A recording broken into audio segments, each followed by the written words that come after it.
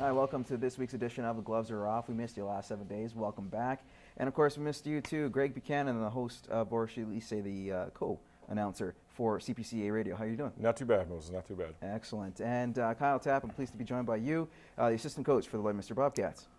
How are you, Moses? I'm doing well. You seem so enthusiastic about this. Let's get this going. All right.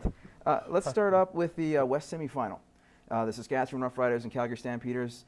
Arguably, this could be considered a playoff classic for sure, just the way it ended, the final minutes. Saskatchewan going up by 1, then, of course, Drew Tate coming down, hitting Romby Bryant for a 68-yard touchdown to win it. Great game, but there's a lot of talk about Darian Durant. The fact that he played very impressive, over 400 yards, 4 touchdowns.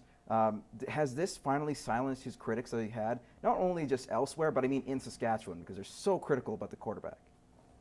Well, thanks for reminding me of that game on Sunday there, Moses. Durant, you know what? All the time when you're in Riderville, it is, what have you done for me lately? So right now they silence their critics until next summer. All it takes is Durant having a couple of bad games, and all of a sudden the most favorite player in Saskatchewan is the backup quarterback. You guys are crazy in this neck of the woods. Like, what'd you say, 400 yards, 4 touchdowns? I don't care what kind of football game that is, that you can't put that on the quarterback.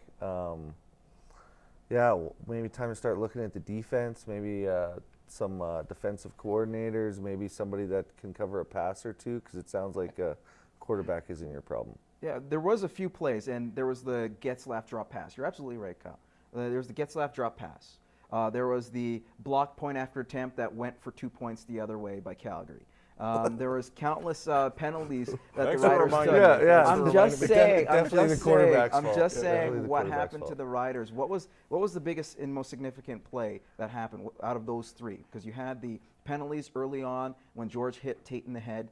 You also had, like I said, the returned convert, and of course the drop pass or passes by Getzlaff. I think more than anything this season was summed up in that game. I think one word sums up the Riders this season is focus.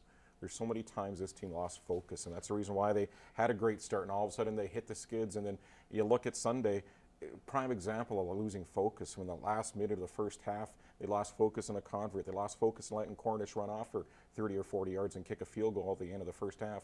And then they lost focus again after going ahead and then giving up a long bomb to lose it. So that focus on a young club is the reason why the Riders are sitting not playing now. Who's responsible for that focus? Whose job is that? It's a bit of a coach. That's the coach's job. So there's your answer right there. Get rid of the coach. Coaches are hired to get fired anyway. So you'd be a natural. You know what? You're a natural in Saskatchewan, because I'm sure that's been the talk around there too. So you'd fit in quite well. The answer to your question is, anytime you're lining up from 10, 15 yards away to kick basically a free point, and it gets blocked and a 3-point swing going the other way. How does that even happen? You get a convert returned for 2 points, is that what you said? Yeah. It's a 3-point swing. Stationary ball. All you got to do is block. It's definitely tough. And we'll move on to a team that hasn't had much success, or at least a wonky season, the Edmonton Eskimos. They dressed Corey Boyd instead of Jerome Messam, who is much better blocker, in my opinion. Hugh Charles was a bit banged up, of course, but still tried to play through it. Look at the Eskimos and their performance. Where do they go from here next season? Oh, interesting.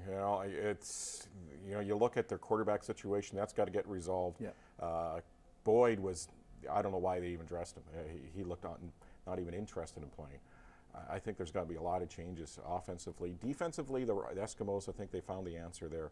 But offensively, they got a lot of questions. And I guess it hurts when you have the all-time leading tackler gone out of your lineup the day before, because apparently they wanted him to get the record, and he got hurt, supposedly, during that time. So that's got to be frustrating. And from a coaching standpoint, how would you go from that and try to kind of work through that? Would you rest the guy in that situation? Well, yeah, if you're coaching, if he's your most valuable player on defense, what good is an individual accolade if you go out in the playoffs? That doesn't mean anything. And weren't they playing the Argonauts? Isn't that where Boyd used to play before? So maybe they figured they had something there. I don't know. Yeah, he did play well the first time he came back. The second time, not so much. He looked like he got bounced back. Well, I think more than anything, coaches always go by hunches. You got a feeling that, maybe Boyd's going to break out and go against his old team. You got a hunch. Sometimes the hunches work, sometimes they don't. Right. Well, they should start getting a GM and then kind of move forward from there, maybe get a quarterback. Quickly, CFL awards, the MLP nominations, John Cornish for the West, Calgary Stampeders, broke a CFL record for a Canadian with rushing yards, led the CFL in rushing. Hasn't happened in a long time for a Canadian. And Chad Owens for Toronto, all-purpose yards leader of all time now. Who would you go with as your MLP? No-brainer for me. You got to go with the Canadian. I'm from Calgary. A running back. Owens all-purpose yards. I think a lot of those are special teams, and he's a pretty decent receiver from what I gather. I think, anytime you can get a Canadian to win the MLP in the CFL, the Canadian Football League, I think you got to go that way. Yeah, I like Owens though. All-purpose yards and what he did, he's become one of the top all-purpose yards in the game right now. And you look at what he's even done as a receiver. When he came on board, he was basically a specialty teams guy. He's really developed as a receiver over the last number of seasons. And I'm not a big Cornish fan. Him mooning the fans in Regina, I think that kind of dulled me on him. A little bit of excitement. But anytime you touch the ball as much as Owens does, you should put up yards, right? I don't think anyone in the league has maybe even a percentage of the amount of touches he gets in a season. So he's just doing his job.